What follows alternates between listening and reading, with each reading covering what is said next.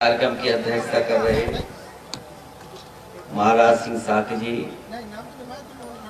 मंच पर उपस्थित समाजवादी पार्टी के पूर्व सांसद तेज प्रताप जी, सतीश राठौर जी, पूर्व एमएलसी अवधेश जी, पूर्व विधायक संजय कठेरिया जी, समाजवादी पार्टी के विधायक हाल में ही जिनको आपने चुन करके भेजा, ब्रजेश कठेरिया जी, मीरा यादव, नरेंद्र सिंह जी, नीरज पाल, अमित कठेरिया जी, सतीश, छोटेलाल यादव, शुभम सिंह जी, डॉक्टर गजराज सिंह, राजेश खटीक, विपिन राज जी, सुरेंद्र सिंह जी, सिंटू साग, देवेंद्र सिंह जी, देवेश साकी जी से लेकर के बड़ी संख्या में हमारे सभी समाजवादी साथी, आदरणीय बुजुर्ग, सेक्टर प्रभारी, बूथ के सभी हमारे कर्मठ कार्यकर्ता, उपस्थित समाजवादी साथी, पत्रकार बंधु, मैं सबसे पहले किसनी विधानसभा के सभी जिम्मेदार नेता कार्यकर्ताओं का बहुत बहुत धन्यवाद और आभार प्रकट करना चाहता हूं। साथ ही साथ हाल में ही जो चुनाव हुआ, किसनी विधानसभा के सभी कार्यकर्ताओं ने मेहनत कर करके समाजवादी पार्टी को जीत दिलाने का काम किया और लगभग 1 लाख वोट देकर के समाजवादी पार्टी को जिताने का काम किया है। और मुझे उम्मीद है कि जिस समय आप वोट डालने जाएंगे, इस बार किसनी विधानसभा 1 लाख पार वोट समाजवादी पार्टी को दिलाने का काम करेगी। यहीं बगल में चुनावी जनसभा थी, जहां मैं आप लोगों के बीच में समाजवादी पार्टी के पक्ष में वोट मांग के गया था और आज फिर मैं आपसे वोट मांगने आया हूं। लेकिन ये पहला ऐसा चुनाव हो रहा है जिसमें हमारे आपके नेताजी हमारे बीच में नहीं है। ये विशेष चुनाव भी है, किसी को नहीं पता था ये चुनाव हमें और आपको लड़ना पड़ेगा। जिन परिस्थितियों में चुनाव होने जा रहा है, आप सब जानते हैं और यहां जितने लोग बैठे हैं, कोई ऐसा नहीं है जिसका लगाव नेताजी से न रहा हो, समाजवादी पार्टी से न रहा हो। यहां बहुत सारे बुजुर्ग ऐसे हैं जिन्होंने नेताजी को बढ़ते देखा होगा, जिनका संघर्ष करते हुए देखा है। यहां बहुत सारे ऐसे भी परिवार होंगे जो उनके संग समय समय पर जेल में भी गए होंगे। वो आज भी उनकी यादें हैं। और जब हम लोग राजनीति में जगह जगह जाते हैं वोट मांगने, तो कई बार लोग ये बताते हैं कि नेताजी और नेताजी के साथ हम लोग फरक्काबाद जेल में थे। कभी कहते हैं हम लोग लखनऊ में लाठी खाए थे, और कभी कभी वो जो पुराने सर्टिफिकेट नेताजी के दस्तखत के हैं वो भी हम लोगों को दिखाते हैं। इसलिए जहां ये चुनाव लोकसभा के प्रत्याशी के चुनने का है, वहीं ये चुनाव हमारे बूथ और प्रभारी और कार्यकर्ता और जनता को नेताजी को याद कर करके हमें एक एक वोट साइकिल के निशान पे डालने का भी चुनाव है।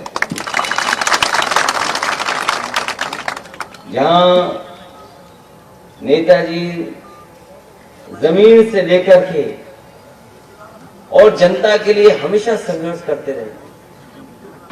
वो जमीनी नेता थे, इसीलिए देश के इकलौते नेता को जिसको धरती पुत्र कहा गया, किसी दूसरे नेता को धरती पुत्र नहीं कहा। और जो नारे भी बने हैं उनके,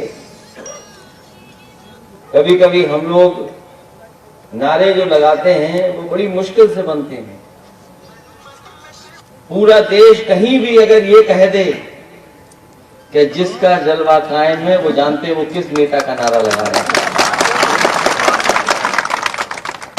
कभी कभी नारे से हमें नेता की पहचान हो जाती है, और नेताजी ने कहां से हम सब लोगों को उठा करके कहां पहुंचा दिया। सोचो, हमें और आपको पहचान दी उन्होंने। हमें आपको पहचान मिल गई। ऐसे कम नेता होते हैं जो जमीन से उठकर के उस ऊंचाई तक पहुंच जाएं। जो लेख लिखे जा रहे थे अखबारों में, हमने आपने पढ़े होंगे समय समय पर।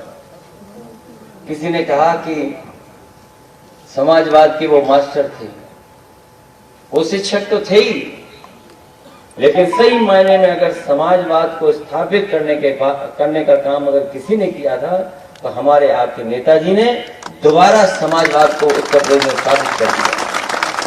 डॉक्टर लोहिया, जयप्रकाश और तमाम समाजवादी नेताओं का कोई नाम नहीं लेता था, केवल कभी कभी लोग याद करते थे, लेकिन सही मायने में समाजवाद को और डॉक्टर लोहिया के सिद्धांतों को किसी ने भी स्थापित करने का काम किया तो वो हमारे आपके नेताजी थे, जिन्होंने सिद्धांत को लाने का काम किया। और छोटे मोटे काम नहीं किए नेताजी ने। हमें याद है यही जो सबसे बड़ी सड़क जो बनी है आगरा लखनऊ एक्सप्रेस वे, मैंने नेताजी से कहा कि आपको इस सड़क का शिलान्यास करना है। और जब शिलान्यास के लिए मैं बुलाने गया तो उन्होंने कहा कि कभी तुमने सैफई और पतारा रोड देखी है? मैंने कहा हाँ मैंने देखी है। बोले हमने भी अपने जमाने में सैफई पतारा रोड बनाई है और न जाने कितनी रोड बनाई है। मैंने कहा ये रोड नहीं है, एक्सप्रेस वे बनने जा रहा है। और जब शिलान्यास करने पहुंचे नेताजी तो उन्होंने सभी प्रेस के सामने और जितने लोग आए हुए थे उस कार्यक्रम में उनको कहा कि जब भी हम शिलान्यास करते हैं किसी योजना का, उसी दिन उद्घाटन की तारीख पूछ लेते हैं। और उन्होंने महीने दिन गिने और उसके बाद बताया कि इस सड़क का हम शिलान्यास नहीं करेंगे। हमने कहा नेताजी आप शिलान्यास क्यों नहीं करेंगे? बोले अगर ये 36 महीने में बनेगी तो पता नहीं 2017 के बाद सरकार किसकी होगी, हम और आप उद्घाटन नहीं कर पाएंगे। इसलिए अगर इस सड़क को हमसे उद्घाटन करवाना चाहते हो तो इस सड़क को 24 महीने में बना करके दिखाओ। ये बात सब देख रहे थे, टीवी पर लाइव हो रही थी। जब नेताजी ने कहा कि 24 महीने में बना दो तो सबसे पहले जो अधिकारी थे मैंने उनसे पूछा कि क्या ये सड़क 24 महीने में बन सकती है? अधिकारियों ने कहा कि जिनको ठेका मिला है ये बड़े बड़े कॉन्ट्रैक्टर हैं, बड़ी बड़ी कंपनियां हैं, अगर हम इनसे बातचीत कर लें तो शायद संभव है। वो बड़े अधिकारी ने एक एक से पूछा कि क्या ये सड़क 24 महीने में बन सकती है? उन्होंने सारे में कहा कि अगर सरकार और आपका सहयोग मिल जाएगा तो ये 24 महीने में सड़क बन सकती है। तो मैंने नेताजी से कहा कि ये 24 महीने में बनवा देंगे, अब आप शिलान्यास कर दो इस सड़क का। नेताजी ने कहा कि नहीं, इन जिन कंपनियों ने काम करना है उन कंपनियों के बड़े अधिकारियों से कहो कि कितने महीने में बना दोगे। तो नेताजी ने उन सबसे माइक पे खड़ा होकर के बुलवाया। सबसे पहले देश की सबसे बड़ी कंपनी का अधिकारी आया, उसने कहा कि नेताजी अगर आप चाहते हो कि 24 महीने में सड़क बनकर के तैयार हो जाए तो हम लोग सड़क बना देंगे।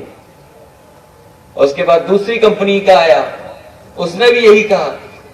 तीसरा आया, उसने भी कहा। चौथा जो घबरा रहा था उसने कहा कि अगर 3 ने कह दिया तो हम भी 24 महीने में इस सड़क को बनवा देंगे। और याद कीजिए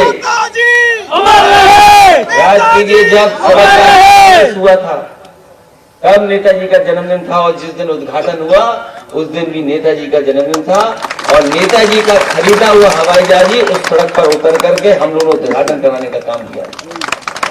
जो सुखोई हवाई जहाज था, एयरफोर्स का सबसे बेहतरीन एयरक्राफ्ट, वो नेताजी के समय में ही भारत को मिला था।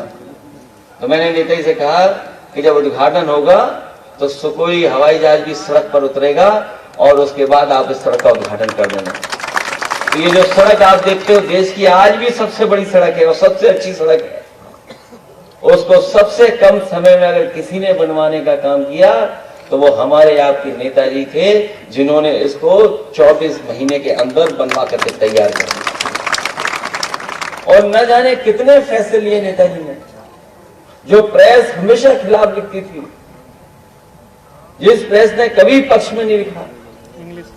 लेकिन जब नेताजी हमारे और आपके बीच में नहीं रहे तो सबसे अच्छा उसी प्रेस ने लिखा जिसने पूरे के पूरे पॉलिटिकल कैरियर में उन पर कहीं ना कहीं उंगली उठाते रहे। इसलिए आज जब हम लोग चुनाव में जा रहे हैं तो जो नेताजी ने रास्ता दिखाया है उस रास्ते पर हम लोग और आगे बढ़े और आगे चलने का काम करें।